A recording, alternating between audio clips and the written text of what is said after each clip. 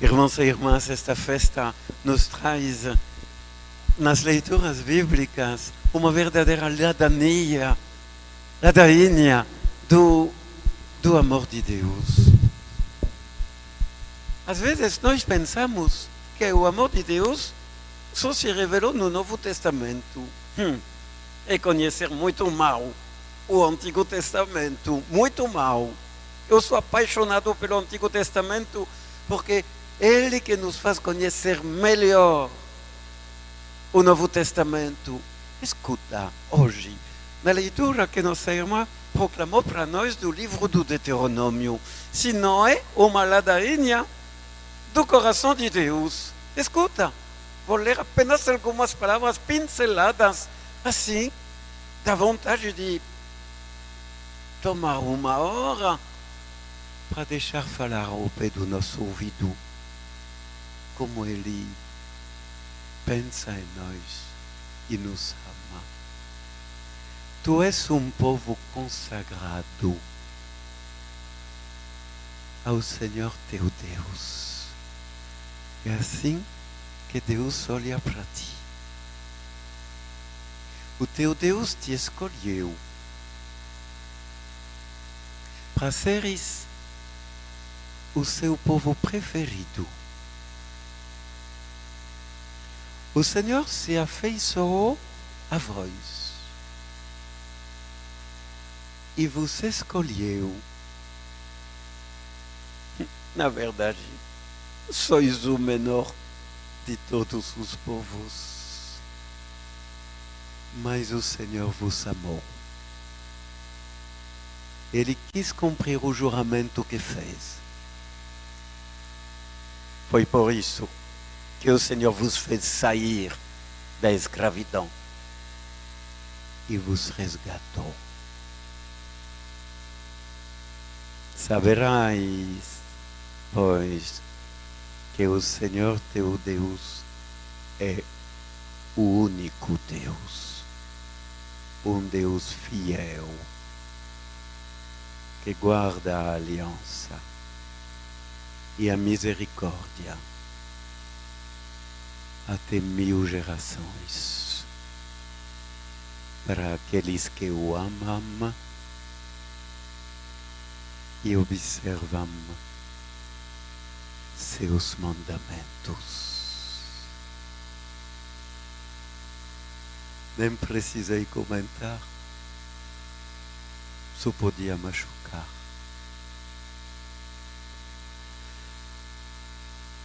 Israel acreditou, mas não suficientemente. E por isso, muitas vezes, mostrou ingratidão, falta de fé, afastamento, até idolatria. Aí, Deus deu mais um passo. Eles não podem acreditar apenas em palavras. No mundo dos homens tem tantas palavras falsas e mentirosas. Como que eles poderiam acreditar apenas em palavras? Eles precisam ver. Eles são feitos assim. Fui eu que fiz eles com o corpo para ver, tocar, ouvir, abraçar. E foi assim que Deus fez seu amor se tornar homem. Jesus é o Filho bem amado e aquele que ama infinitamente, pois é habitado pelo Espírito Santo que continuamente na Trindade Santa une o Pai e o Filho num só ser. E este amor se fez homem. E como diz João, nós vimos o amor que Deus tem por nós e acreditamos. Está vendo como funcionou? Deus não teve medo de se fazer homem e é arriscado se tornar homem. E Deus sabe disso. Não teve medo de se tornar homem como nós, menos o pecado. Para que a gente entendesse o que significa ser gente resgatada por Deus, gente redimida, gente unida a Deus por um laço que ninguém poderá romper. A página do Antigo Testamento foi muito bonita. E a carta de João, que acabamos de ouvir. João, aquele discípulo mais novo, o discípulo do coração virginal. E por ter um coração virginal, ele tem um coração que acredita no amor. Às vezes, o coração virginal é decepcionado pelo amor, depois de algumas experiências que ferem. Mas João não teve esta experiência. Ele não ficou decepcionado no seu amor virginal. Uau! Ele se entregou totalmente por inteiro e sem voltar para trás. Pedro voltou para trás. Os outros largaram. O coração virginal de João nunca voltou para trás. Uma doação sem voltar para trás. Por isso que o seu evangelho e as suas cartas ardem como o coração de João arde. Ele representa maravilhosamente, como o coração de Maria, a igreja. Pedro também representa a igreja. Tantos membros que depois do pecado foram resgatados. Pedro, tu me amas? Eu te amo.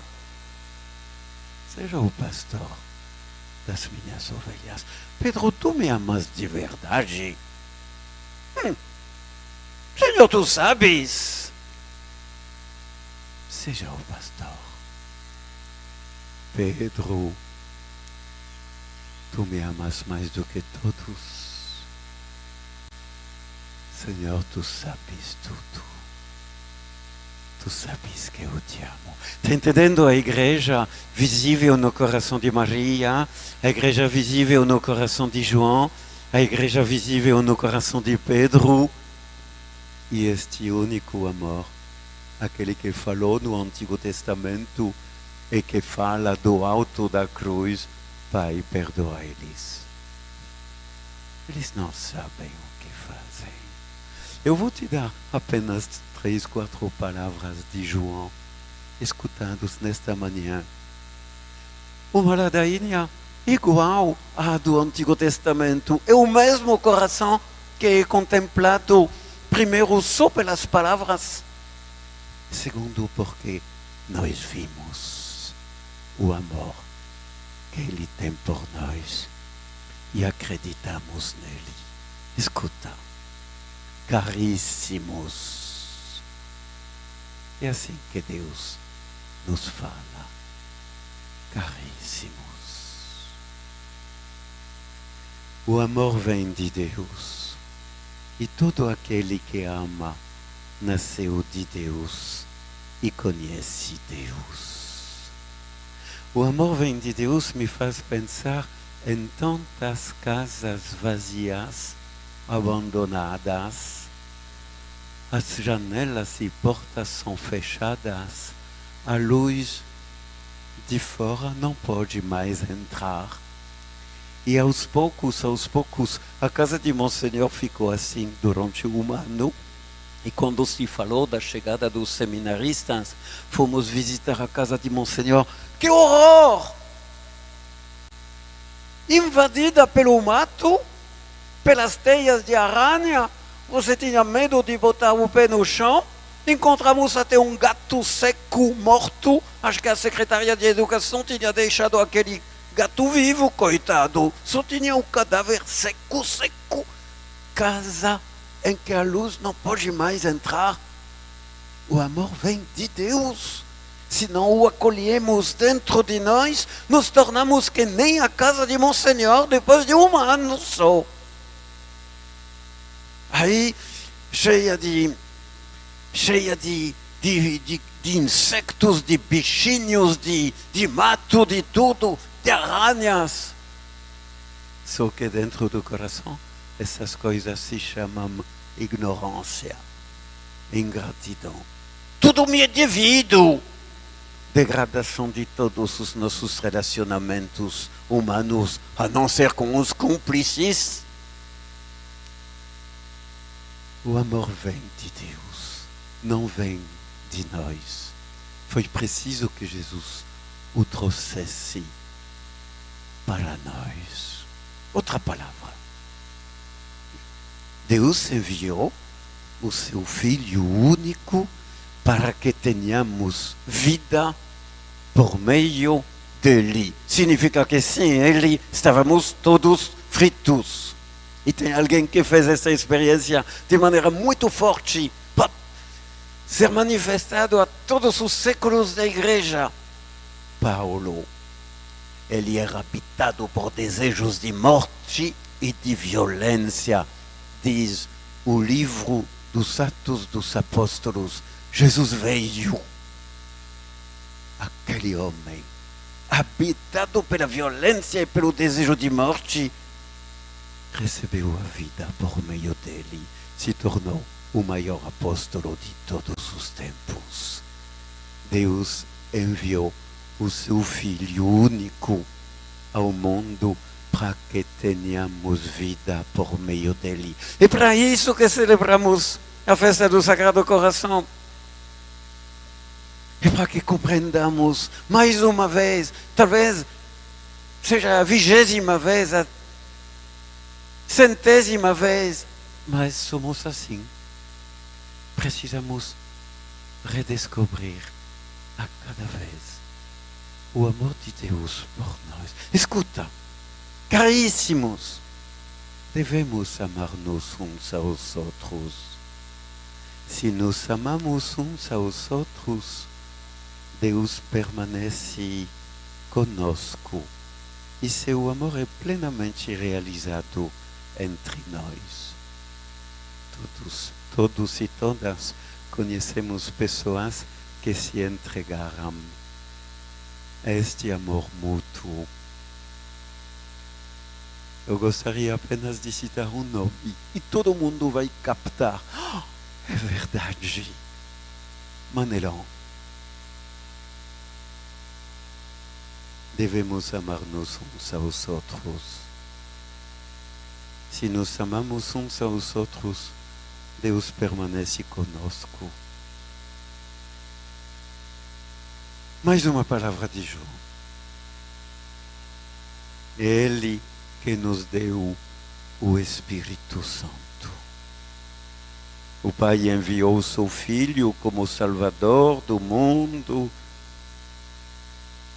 Quem proclama que Jesus é o Filho de Deus, Deus permanece com ele.